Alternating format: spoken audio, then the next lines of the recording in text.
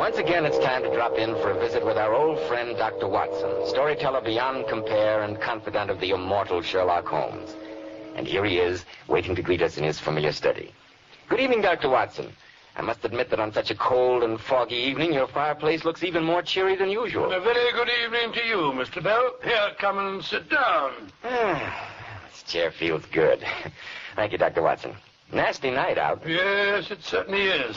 In weather like this, I find my old wound gives me an occasional twinge. Giselle bullet, you know. Souvenir of a border skirmish in Afghanistan. Long before you were born, my boy. I've always been amazed, Dr. Watson, that with all the tight spots you and Sherlock Holmes found yourselves in, you were fortunate enough to escape with only one bullet wound. Yes, Holmes used to say that I was born to be hanged. But I can remember more than one narrow escape. As a matter of fact, there's a souvenir of one of them right before you on the mantelpiece. On the mantelpiece? Oh. Small pot of ivy, a framed photograph of you and Mr. Holmes, 2 sporting prints, and a small blue saucer.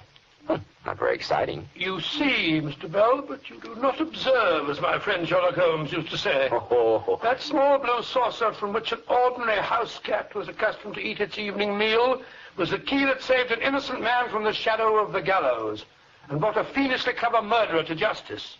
It all began one day when Holmes and I, finding it a bit early for lunch as we walked down the Strand, turned into the Old Bailey, wondering if the jury had yet brought in the verdict in a sensational murder case which Holmes had been following in the papers with considerable interest. As we entered the courtroom, we heard the clerk of the court saying, "Prisoner of the bar, you stand convicted of murder by the verdict of a jury of your peers. Have you anything to say before judgment is pronounced upon you?" "Only, my lord and gentlemen of the jury, that I am innocent of this crime."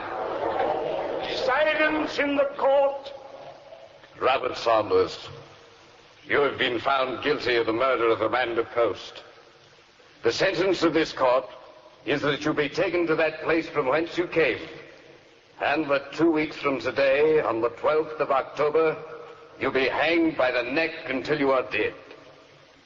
May the Lord have mercy on your soul.